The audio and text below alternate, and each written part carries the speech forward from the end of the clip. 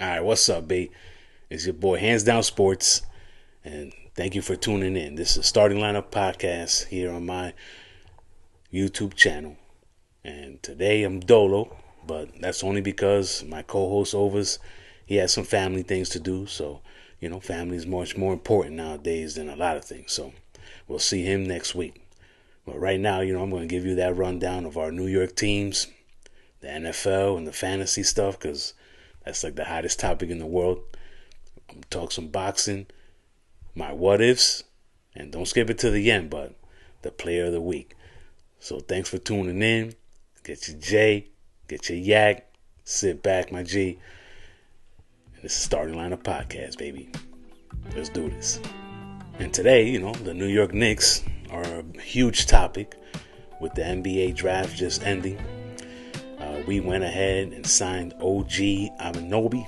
If I'm pronouncing that right, I still don't know how to pronounce his last name, and I'm a Knicks fan, and I'm a little embarrassed, but OG, thanks for signing that $212 million contract, dog. Really appreciate it. I was going to be at the small forward spot, right? We got Randall getting healthy. He's probably, he's going to be ready to go. Jalen Brunson's going to be ready to go. Robinson and McBride had some foot, surgeries or whatever, but hopefully by the time the season starts, they'll be ready to rock. I'm just looking to see what we do for Hartstein, because Hartstein, he's going to be offered some big dollars, man, by a lot of teams because of what he did for the New York Knicks. But I would like for him to help us out, try to win this championship, man. And we traded for Bridges, from the Brooklyn Nets. Bridges will complete that 4-man Nova Knicks roster of ours. I heard KG say that they're the Nova Knicks now. That's what's up. I really like that. I really like what Perkins was talking about. Like, to keep this nucleus right here, man, there's a real high possibility of winning a championship and competing against Boston and all these other teams in the West. So, New York Knicks is looking right, and I'm happy, man. I can't wait till the season starts, because Jalen Brunson, he's running the show, big. As I know, Julius Randle, come on, those. He's 25 points, 12 boards a game, man. That's big time, man. And I hope that he realized from what he saw on the bench while injured this year that this team could be special, man. And I want him to be a part of it, man. I used to be that guy. I'd be like, yo, get rid of Randall. Let's pick up some guys, this and that, draft picks. But now it's all about staying on the team, dogs. Do your thing. You know what I mean? For Bridges, we did give up like 6 draft picks to the Brooklyn Nets. But, it's all good, man. That's all I was willing to give, too. You know what I mean? Unfortunately, we lost Bogdanovich. Maybe we'll get him next year or the year after. Who knows? But I thank him, too, man, for doing this thing. Appreciate you for playing real hard for us. And it's just looking official, big. I don't know if you guys heard, but the New York Knicks is suing the Raptors. Allegedly, they were tampering with some confidential information. The videographer, he has like 3-4 positions for the New York Knicks, but I don't even know if he's going to be working for the Knicks any longer. But that dude, I don't know how to pronounce his last name or his first name, man. He is a very difficult name. I don't know how to say it. Zotam, last name, and forget the first name, bro. I don't know how to say it. You know what I mean? But he gave some video footage, apparently, allegedly, to the Toronto Raptors, and they had a little, leg on top, pause, on the New York Knicks. Apparently it was, practice videos and stuff like that. But right now it says here that Commissioner Adam Silver has to settle this dispute because the court passed the ball to the NBA and said, you got to handle that, babe.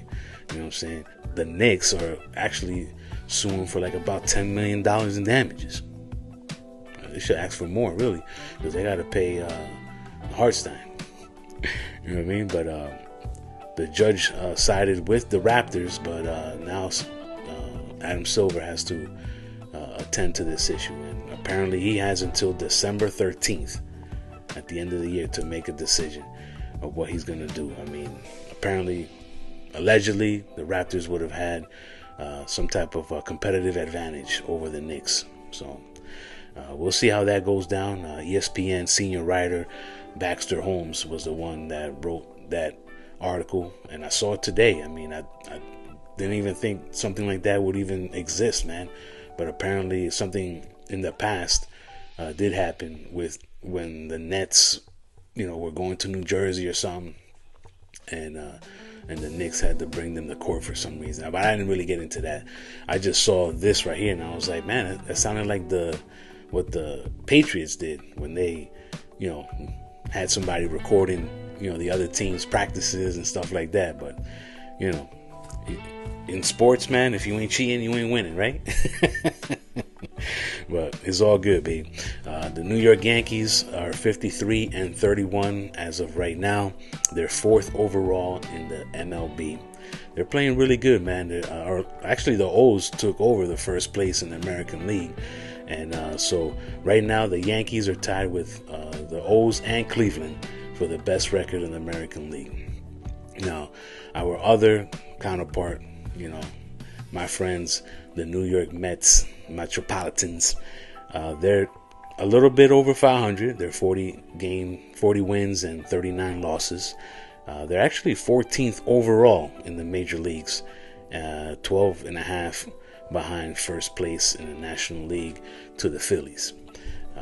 I mean, it's not too bad, but you expect more because they have some really good players and they're paying some top dollar for those guys. But hopefully they make a little run, man. I would love to see the Mets do good, but I've been calling out Dodgers, Yankees, World Series for like 3 years, so it has to happen soon. You know what I mean? Especially right now. Judge, in the beginning of the season was like batting 168, right? Yeah, that's all over now, bro. The dude has 30 home runs. 30. He might hit another 60, bro. And then he has 79 ribbies.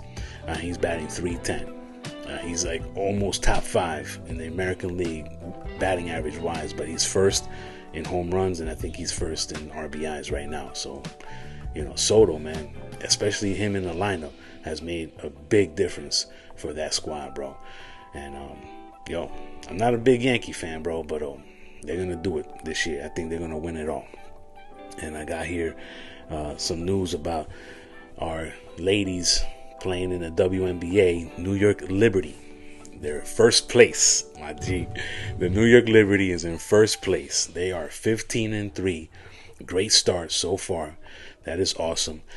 They're first place in points, field goal percentage, and free throw percentage. That's a way to win games, right?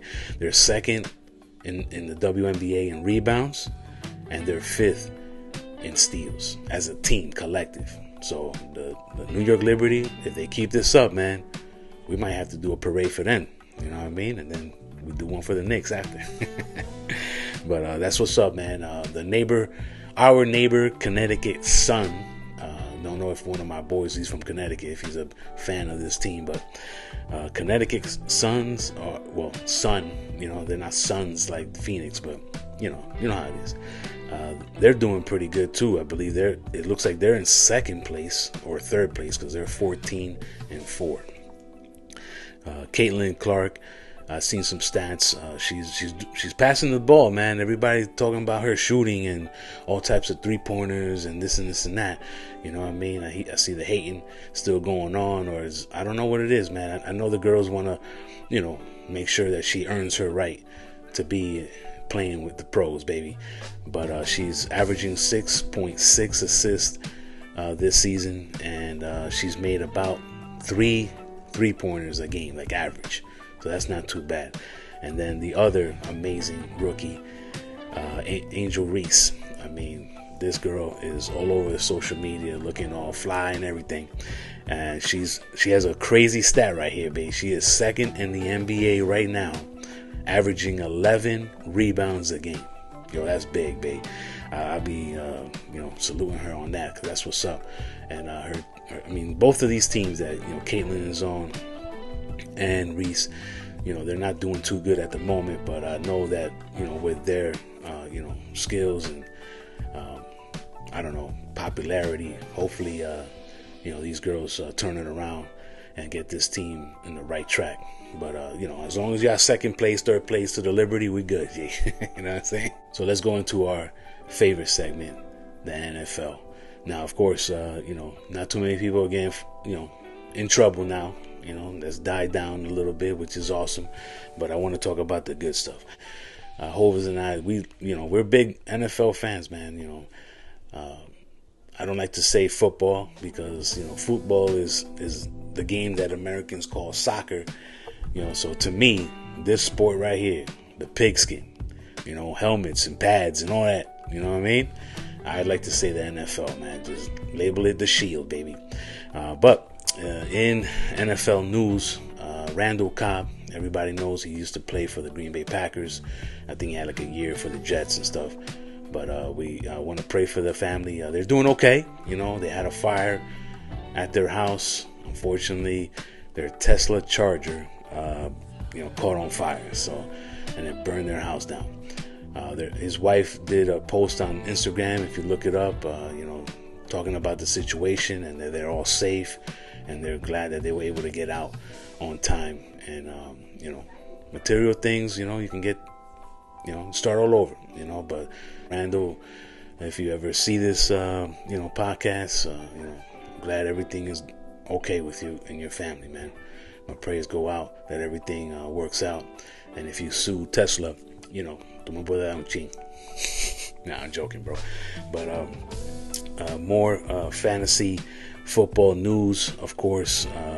The Denver Broncos, they got some running backs, man, and I think people should take a real good look, because there's an opportunity, especially if you want to handcuff, Javonte Williams with either Jaleel McClellan.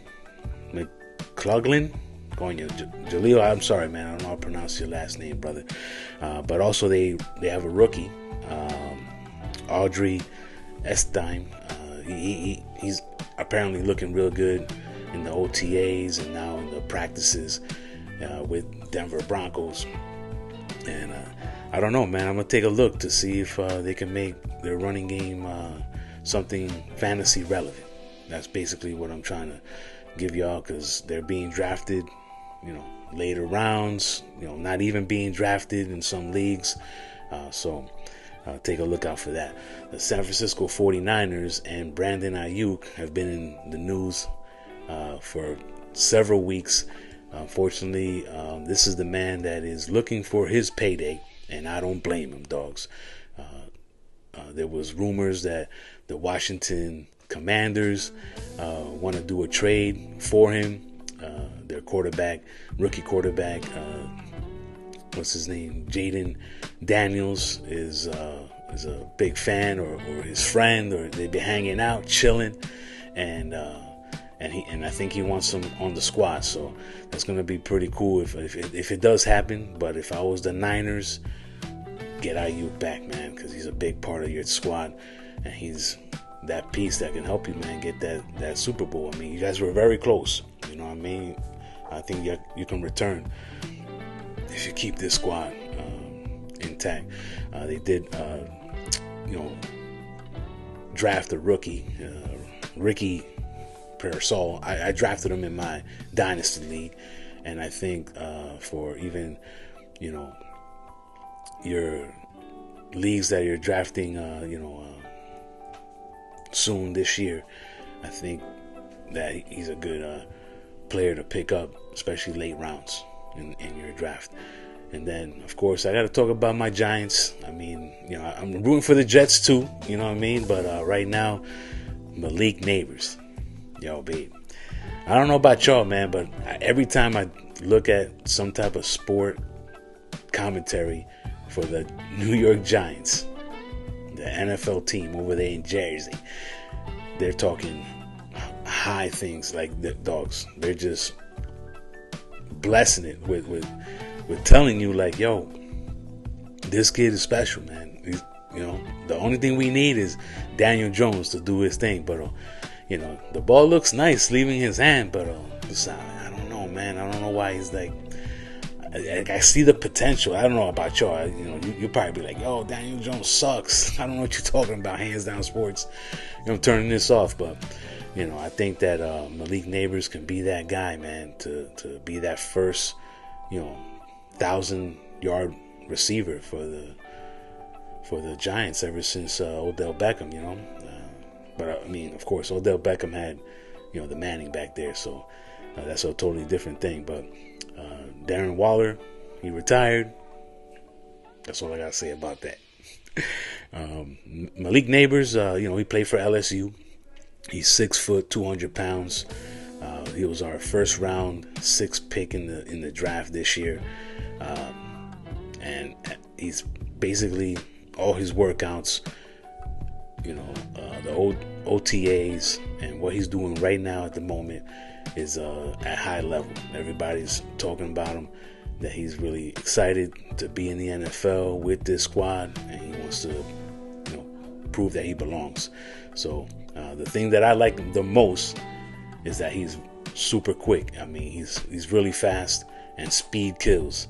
So all y'all DBs and all y'all cornerbacks and stuff, prepárate, loco, because you're gonna see him and then he's gonna disappear because he's gonna be 5 yards behind you. You know what I mean? So I hope that Malik Neighbors does his thing this year. Fantasy wise, he might be the only wide receiver you really want to dive into there in New York, but you never know, man. You gotta see what happens. And before I end this segment, the NFL has violated antitrust laws. This is a lawsuit that was in court for about 9 to 10 years, and if you owned or paid for the Sunday ticket, apparently you're going to get a little ching. You know what I mean? I don't know how you're going to receive it. I don't know how you got to ask for it. Go talk to a lawyer, or I don't know, research this information yourself. But these guys, they violated the laws because of a few things here. Check this out. So I had to quickly write this down because this is wild, man. I never even thought, the NFL, these are our teams, this is our league. But apparently, since the only way you can get the Sunday ticket and watch all the games was, through DirecTV, I guess it had to be offered in other venues. I mean, I don't know, man. I mean, DirecTV was probably crushing it. Let me see here. This was, for out-of-market games from 2011 to 2022. Basically, the NFL and I guess DirecTV too, because we gotta smack them in the face, selling package games at an inflated price. Like my J, I don't know about you, man, but it did cost a lot. You know what I'm saying? I never paid for it myself.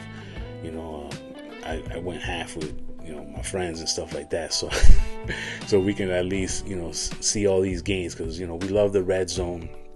We like NFL Plus and all that good stuff.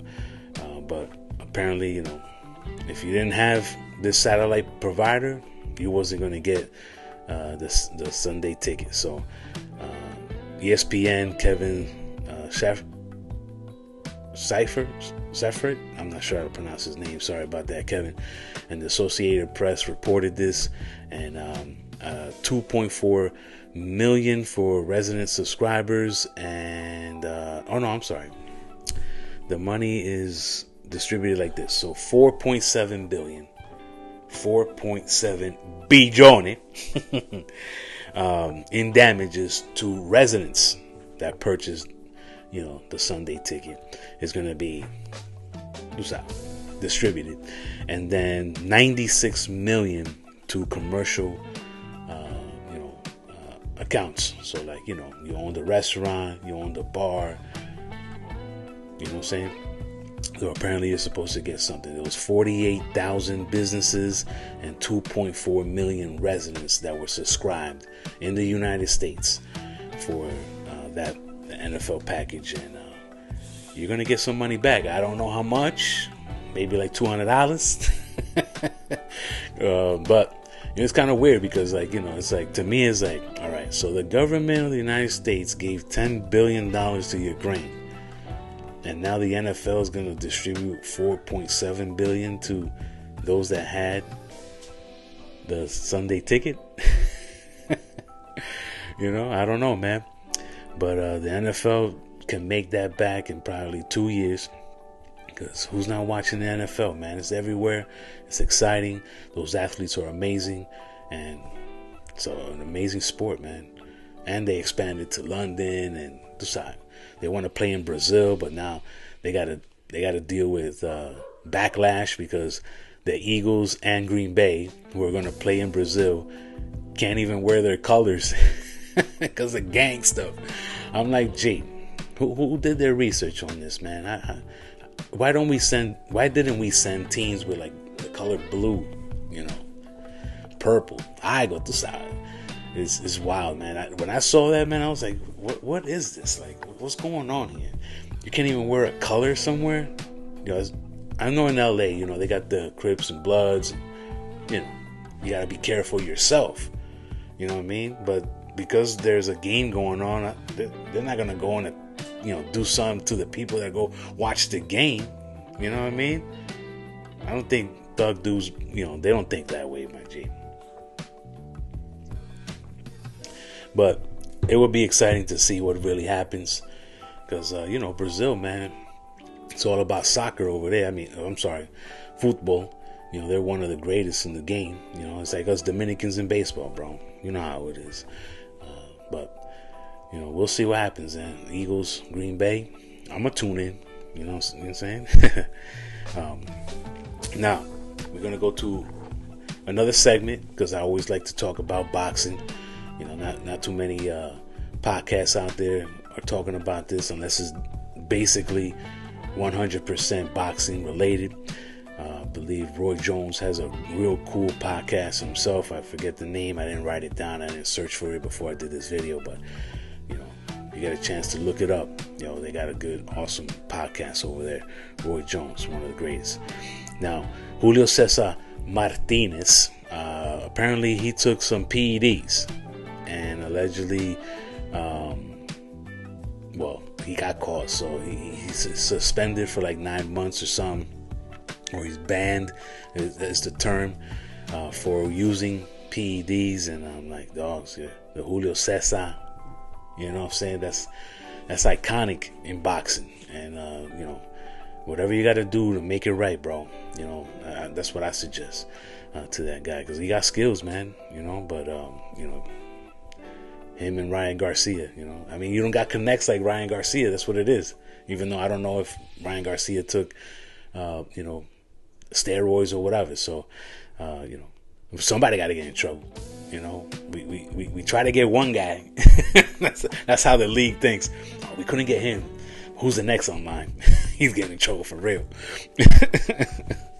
But what I'm looking forward to, which is Ortiz. Let me see if I can pronounce this guy's name, bro. Ortiz, right? Virgil Ortiz, right? And then Seri Bohachuk. Yo, I'm sorry, man. He's from the Ukraine. I don't know how to pronounce his name. I don't know, bro. HanzDownSports. I'm sorry, man. I always apologize because I don't like to, mispronounce people's names. But I'm embarrassed. I don't even know how to talk, babe. For real. But Ortiz and Seri, somebody's getting knocked the hell out, bro. These dudes knock people out for real. Like, look at this, man. So Ortiz is 21-0 with 21 knockouts. That's some Mike Tyson shit right there, G. This is his third fight this year. Let me see if I wrote down when they're going to fight. They're going to be in Las Vegas, the beautiful city of Las Vegas, August 10th. It's the junior middleweight title belt, which is very interesting to me because even my man's Seri, even though he's older. He's 29 years old, but he's 24-1 with 23 KOs. I'm like, these dudes got power, bro. You know what I mean? If every time they won is a knockout, son, yo, they ain't playing, babe. And talking about knockouts, we got a heavyweight IBF title fight. Apparently it's called the England Fighting Championship. And we got Anthony Joshua, who's 28-3 with 25 KOs. He's going up against Daniel Dubois, who's 21-2 with 20 KOs. So I don't know about y'all, man. You know, Ortiz, Bahukac, and then we got Dubois and Joshua. Somebody's getting knocked out. For real, for real. They're over there, you know, they acting like they Tyson, babe. And to have so many KOs for the majority of your wins, that to me, I don't know. I'm learning more about boxing every day, kid, and this is wild. But those are two fights, man, that I'm going to be looking forward to this year. Hope you guys tune in, man. It's going to be awesome. Now on to our next segment. We're back from commercials. Nah, I'm just joking, babe. Here, HanzDownSports got a few things to talk about. Of course, my what ifs. You know, I love to what if this happened? What if that happened? What if this player was on this team? Is what I'm talking about today. Basically, I was looking at stuff and I'm like, man, you know, Dan Marino, I was a big Dan Marino fan, you know, growing up. I just thought he was the best, you know, and his numbers are up there, man. He's one of the best ever to do it. Unfortunately, you know, the Dolphins could not win a Super Bowl with him. I mean, they did get to the Super Bowl when he was a rookie, and they expected him to run the show for a long time. But, you know, what he did on the field was spectacular, and I was always tuning in as much as I possibly can because, you know, the Dolphins got to play the Jets. And I was thinking, like, man, I wish Barry Sanders was on that team, even though, you know, Barry Sanders is a legend, Detroit Lion, and the way everything went down for him, you know, it's epic, and I wouldn't change it for the world. But of course, this is my what if segment, so I'm thinking, like, man, you know, Dan Marino never had like a, you know, an awesome running back, not that I know of. You know, he has some good wide receivers, but I'll tell you one thing, man. I think if Barry Sanders was there, because they played pretty much during the same time, you know. Marino played from 83 to 99, and Barry played from 89 to 98. The next guy that I was thinking about was, even though Peyton Manning did win a Super Bowl, but it would have been awesome to see, like, Randy Moss. Like the first 5 years of Randy Moss, if he wasn't on that Minnesota squad, I mean, I can guarantee that tons of teams had a chance to pick Randy Moss in the draft, and they skipped over him, babe. But that would have been pretty cool. I mean, we did see, you know, Brady play with Randy Moss, and they went undefeated in the season, and they, in the playoffs, the only loss was in the Super Bowl to the G-Men, which was epic. But, you know, I was rooting for the Patriots, man. And, you know, I didn't care about that. Oh, they would be the second team to go, you know, perfect and not lose a game in the season, this and that. But, yo, their defense was great. Their offense was also awesome. But it only takes one game, bro. You know what I mean? And the Giants played like Super Bowl champs that game, and they had an amazing run in the playoffs too. Go look that up, man. Eli Manning, bro. No joke that year, bro. Even though they were like 8-8 or something, you know, they were that last team that snuck into the wild card and was like, well, we're here. Knock knock. See you later next week. But they beat the Patriots, and Randy Moss couldn't get a Super Bowl, and that was, I believe, his only Super Bowl appearance. But imagine if he played with Manning, you know, for that amount of time. I mean, they came in the same year, 98. Just Randy Moss retired in 2012, and Peyton Manning in 2015. So, you know, it was all good. And I don't know if you guys been catching things in social media. But Lawrence Taylor, great, amazing NFL linebacker, a Hall of Famer, one of the greatest that have ever done it. I think I had a jersey of his in my closet. But Lawrence Taylor was talking about, that Tom Brady had all the rules on his side. So he's not saying that he's the GOAT. He's like, if he would have played in our era, or like his era, he would have had trouble. I mean, I know Brady would have still done his thing and been one of the top quarterbacks of all time. But, I don't know if Lawrence Taylor would have had that great opportunity to sack him a lot or whatever, or tackle him, because, the Patriots always had a great offensive line. They did protect Tom Brady. So that would have been cool to see, LT play like in that era with when Brady was in the league. That would have been crazy, bro. But that's my what ifs.